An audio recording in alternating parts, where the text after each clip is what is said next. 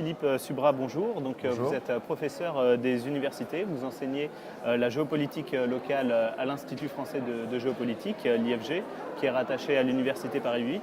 Et vous êtes également membre du comité de rédaction de la revue Hérodote. Alors, vous avez écrit plusieurs livres, les derniers étant Géopolitique de l'aménagement du territoire, qui est sorti en 2014, Géopolitique locale, territoire, acteurs, conflits, sorti en 2016 aux éditions Armand Collin, qui sont partenaires du Festival de géopolitique.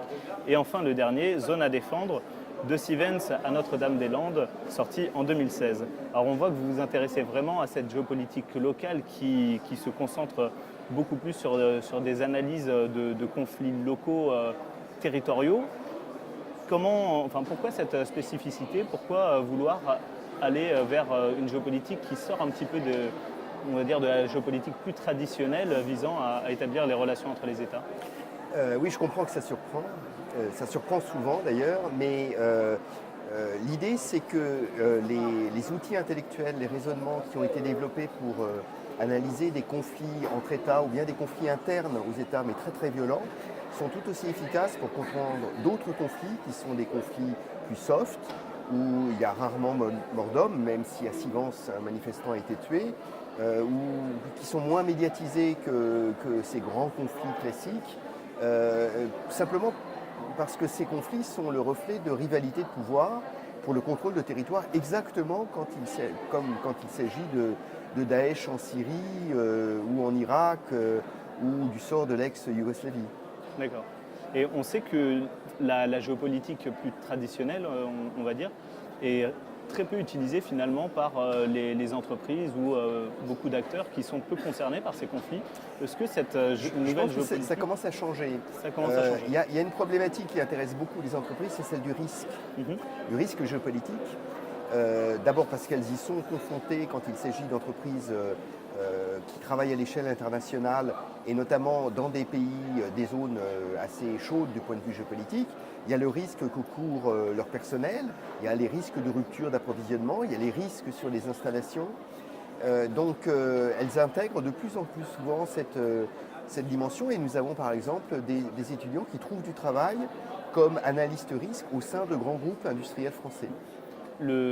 Comme vous le dites, c'est souvent des grands groupes. Est-ce que cette géopolitique locale permet justement d'intégrer la notion de géopolitique au sein d'entreprises, on va dire, ayant des implantations plus régionales dans des territoires très déterminés? Alors je pense que non, on n'en est pas encore là. La façon dont le milieu patronal pourrait s'emparer de cette question-là, c'est à mon avis par le biais des chambres de commerce qui représentent donc les entreprises à un niveau local ou régional et qui sont souvent des partenaires des projets d'aménagement.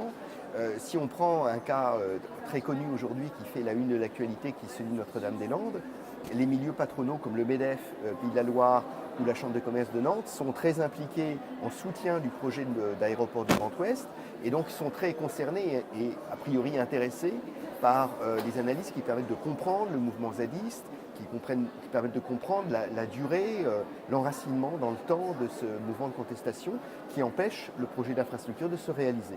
D'accord.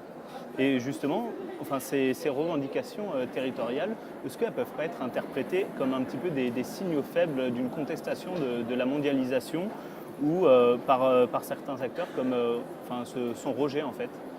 Alors, c'est même plus que des signes faibles quand il s'agit des altermondialistes. Donc, vous savez que les occupants ce qu'on appelle les zones à défendre, les ZAD, comme à Notre-Dame-des-Landes, comme à Sivens, comme à Roibon, pas très loin d'ici, sont des militants altermondialistes. Ce ne sont pas des gens du coin, des riverains, des agriculteurs ou des écologistes locaux.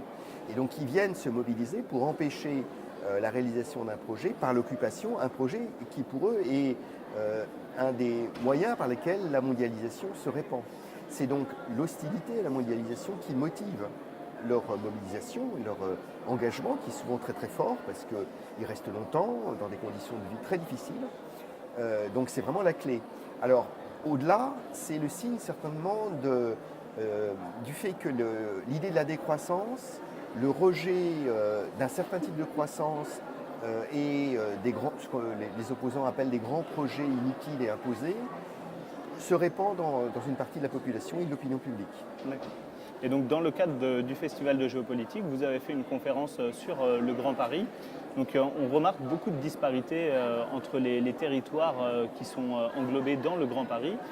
Comment vous expliquez que justement il y a autant de disparités entre par exemple le cluster de Saclay et la Seine-Saint-Denis? Pourtant on essaye de les mettre en commun. Alors, c'est le produit d'une assez longue histoire de construction de l'agglomération parisienne comme réalité urbaine, qui s'est traduit par la concentration de population avec certaines caractéristiques. Et donc, on a en Île-de-France, peut-être plus que dans beaucoup d'autres agglomérations françaises, par exemple qu'à Grenoble, des disparités, des écarts de revenus, même d'espérance de vie. D'accès au monde du travail qui sont considérables et des concentrations qui ont même un caractère ethnique de plus en plus fort avec les enfants d'une immigration venue des pays du Sud qu'on retrouve assez massivement en Seine-Saint-Denis, évidemment beaucoup moins dans les Hauts-de-Seine ou sur le plateau de Saclay qui a un univers complètement différent. Donc il y a, ça je pense que toute personne qui a un peu vécu ou traversé l'Île-de-France s'en est rendu compte. Il y a plusieurs Îles-de-France. En même temps, elles ont besoin les unes des autres. Et en Seine-Saint-Denis, il y a un territoire, un équipement qui est l'aéroport de Roissy, ou bien le parc des expositions de Villepinte, ou bien les zones d'activité et les bureaux de Saint-Denis, de la plaine Saint-Denis, qui sont des éléments importants de la mondialisation en France.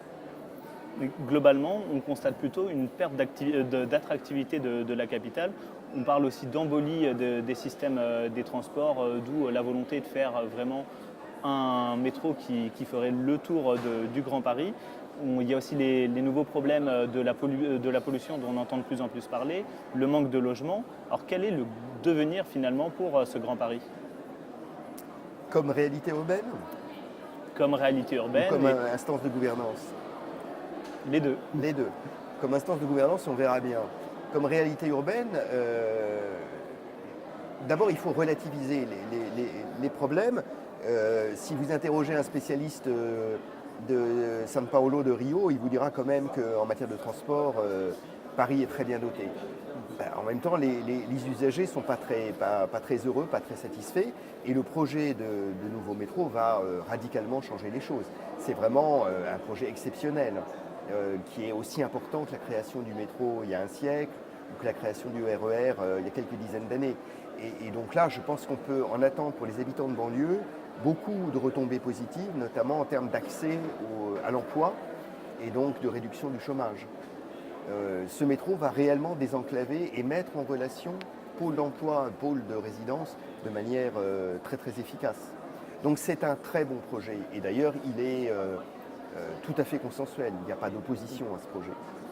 Et dans le cas d'autres projets comme Notre-Dame-des-Landes, dans un de vos livres, vous expliquez que justement certains acteurs maintenant ne passent plus par la voie juridique pour la contestation et vont maintenant en fait en venir jusqu'à des altercations avec les forces de l'ordre. Comment vous expliquez ces nouvelles méthodes d'action qui Alors émergent? d'abord parce qu'elles sont efficaces et elles sont en réalité complémentaires.